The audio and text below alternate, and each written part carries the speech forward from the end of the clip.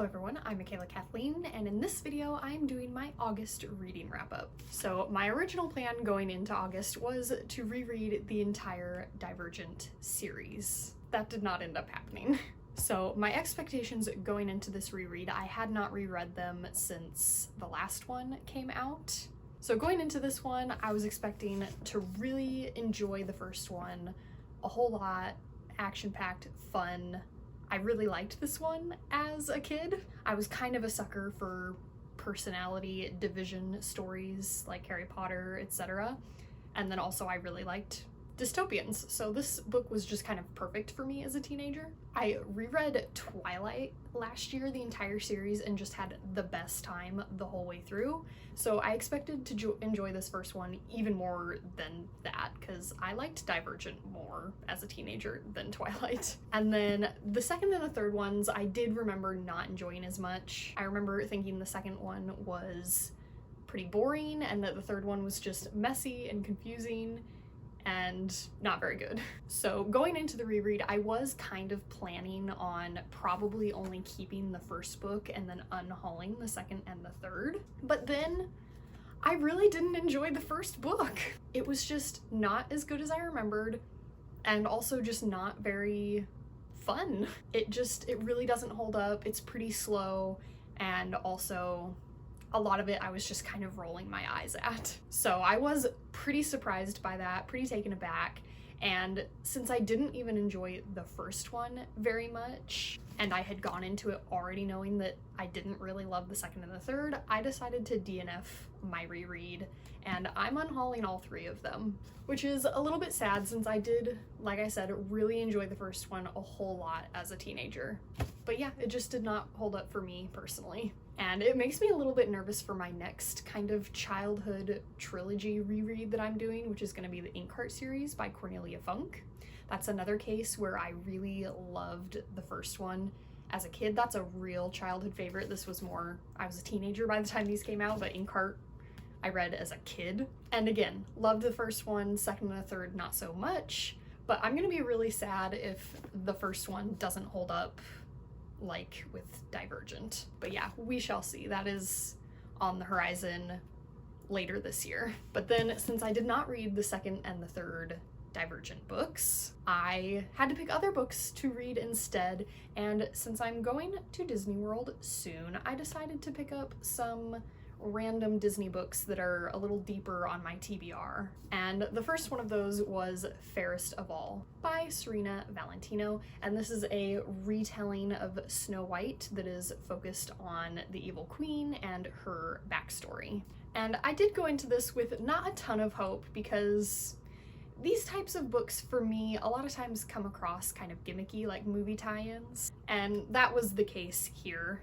This one felt pretty poorly written. The sentences a lot of times felt pretty repetitive. There was a lot of telling, not showing. It kind of bothered me. The queen was never given a name, even though this is her story and her backstory.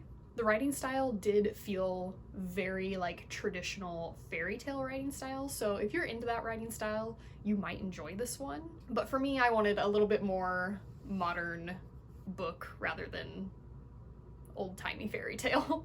And then also this was a story giving like the queen's backstory, kind of explaining how she became the evil queen and kind of trying to give her a little bit of sympathy, and she just still was not likable. This book had a lot of setup, a long time of not very much happening, just kind of showing the queen's life, and then the ending wrapped up so quickly. So all of the action was at like the very end, and there just was not a lot of it. None of the characters felt very developed at all. The queen did not feel super developed. Snow definitely was not very developed. We don't get to see Snow White a whole lot, which I guess is maybe because they're making the evil queen the main character, but I feel like her and Snow's relationship was still supposed to be the most important relationship, but we didn't actually see Snow that much. So yes, as I kind of expected, I did not really enjoy this one, and I'm also planning to unhaul this one.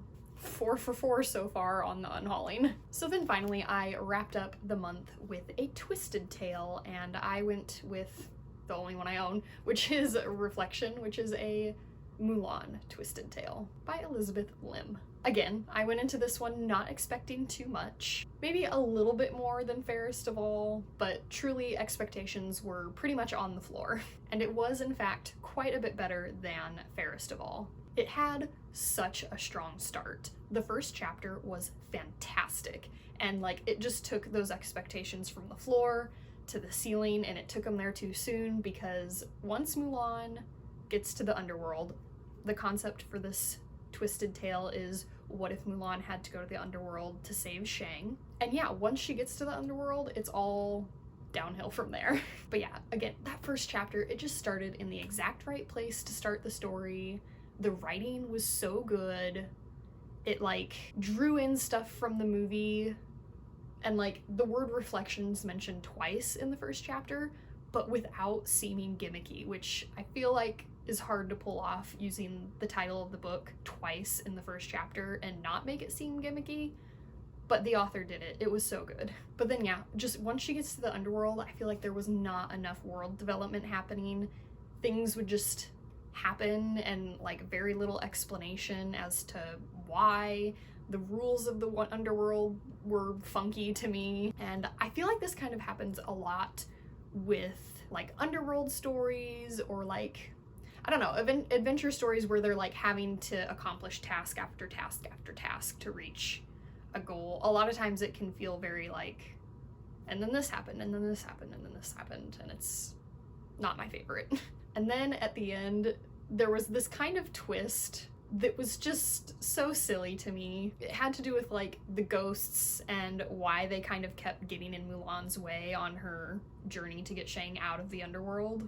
And it was just kind of dumb.